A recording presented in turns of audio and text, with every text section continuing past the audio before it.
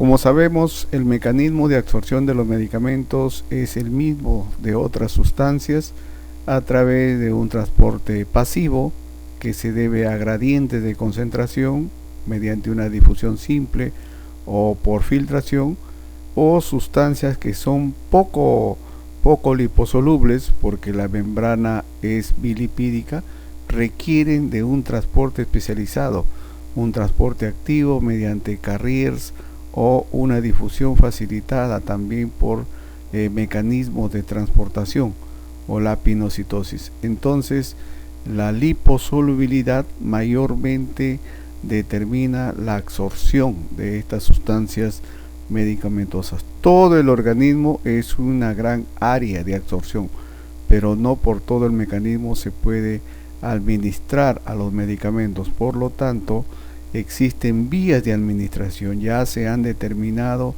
esas vías y de acuerdo a la vía hay mayor cantidad de membranas que atraviesa el medicamento hasta llegar a los niveles plasmáticos terapéuticos necesarios. Así tenemos que la vía oral es la vía que tiene más barreras, toma más tiempo y alcanza menor concentración que la vía subcutánea. Por ejemplo, la vía subcutánea toma también un cierto tiempo mayor, pero alcanza mayores concentraciones, y la vía intramuscular alcanza mayores concentraciones en menor tiempo.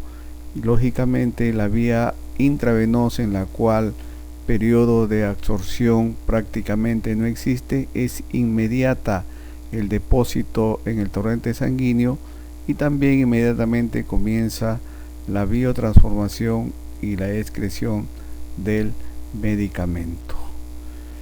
Esto es lo que estudia la farmacocinética, es decir, el proceso desde que el fármaco se absorbe, ya lo hemos explicado, se distribuye en todo el organismo fijado a las proteínas, a las albúminas principalmente, se metaboliza en todo el trayecto que atraviesa el medicamento, se va metabolizando, pero mayormente es en el hígado donde se produce la biotransformación. Esto lo estudiaremos aparte y luego se elimina.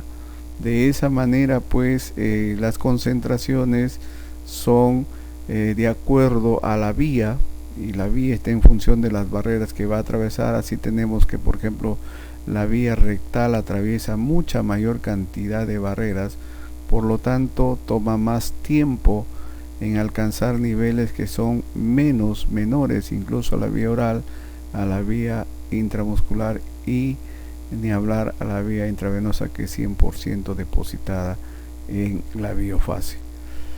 Entonces, este mecanismo de la farmacocinética más o menos lo podemos entender así: una administración oral, mayoritariamente las drogas se administran por la vía oral, y esto va al tracto gastrointestinal, donde se produce el proceso de absorción y distribución a todo el organismo a través del plasma de la biofase. Aquí se va a ligar a proteínas, pero existe una fracción libre que se va liberando de las proteínas permanentemente. Esa fracción libre es la farmacológicamente activa, la que actúa en los sitios activos llamados receptores, o se deposita en el tejido óseo, el tejido graso, durante un cierto tiempo. Entonces existe ese proceso. También el hígado va actuando como el efecto del primer paso que lo hemos explicado anteriormente, y va produciendo la biotransformación, es decir, la inactivación o la producción de metabolitos activos o metabolitos tóxicos. Lo veremos en toxicología. El hígado cumple ese papel. Luego se va a los riñones, donde se produce la excreción a través de la orina. Todo este sistema es muy dinámico.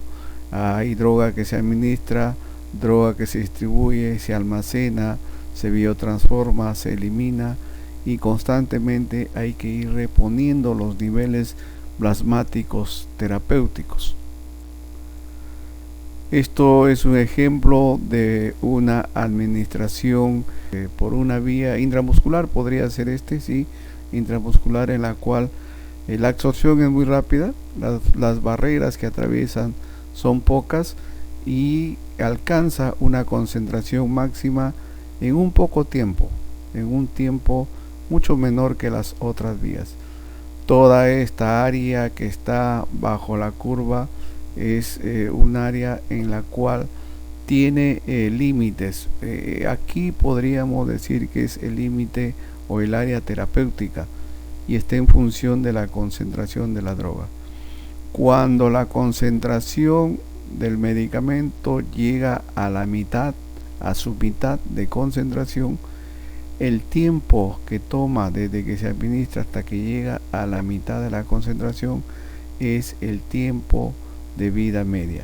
Y este tiempo de vida media en el cual el medicamento está a mitad de su concentración en el plasma nos sirve para establecer la posología, eso que decimos cada tanto tiempo, cada 2 horas, cada 4 horas, es porque necesitamos mantener niveles plasmáticos terapéuticos y en base al tiempo de vida media se va reponiendo para mantener esos niveles plasmáticos apropiados. Acá nuevamente tenemos las vías de administración, pero aquí vemos que hay áreas. Hay un área terapéutica. Por cualquiera de las vías tenemos que llegar a estas concentraciones terapéuticas para lograr la acción y el efecto farmacológico. Si pasamos ese límite que es propio de cada droga, por eso se establece lo que se llama las dosis, alcanzamos un área tóxica y hay reacciones indeseables, puede haber también, puede producirse la muerte. Y si no alcanzamos esos límites terapéuticos, no se va a producir el efecto, no vamos a tener respuesta. Los medicamentos, hemos dicho, viajan por todo el torrente sanguíneo, se distribuyen, pero hay una fracción que se liga a las proteínas. Es una fracción mayoritaria, con excepciones de algunos medicamentos que no se ligan, son pocos, pero la mayoría se ligan a las albúminas y de ahí se van liberando, y la fracción liberada es la fracción activa. En esta forma de un medicamento ligado no atraviesa, por ejemplo, la barrera hematoencefálica, no llega a los tejidos, se metaboliza con dificultad, casi no se excreta, sirve como un reservorio del fármaco en la sangre para ir liberando hacia el fármaco libre, el cual es activo. Pero sucede cuando se utilizan 2 o más medicamentos que hay una interacción entre ellos. Por ejemplo, en este caso, este antiinflamatorio fenilbutazona desplaza a otro medicamento que es la warfarina, lo desplaza de sus proteínas, entonces vamos a tener niveles más altos de warfarina en la biofase y se va a producir un efecto más intenso de la warfarina. En este caso aumenta el efecto anticoagulante, la warfarina es anticoagulante y vamos a tener a un paciente con efectos anticoagulantes, es decir, la sangre no va a coagular y ya nos imaginamos lo que va a pasar, hemorragias que pueden ser hasta sistémicas, ¿no?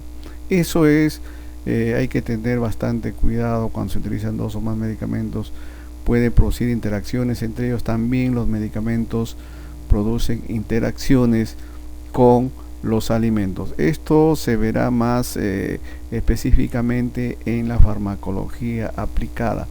En estos momentos nosotros estamos viendo generalidades, la farmacología general, para tener una idea cómo es que actúan los medicamentos, y se van a compartimentos.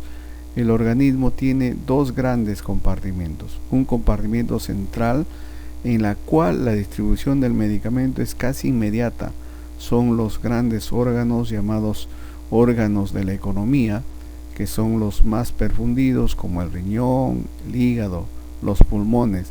Pero además de este compartimento central, también existe un compartimento periférico, como el músculo, el tejido adiposo, el tejido óseo, donde el acceso es más lento.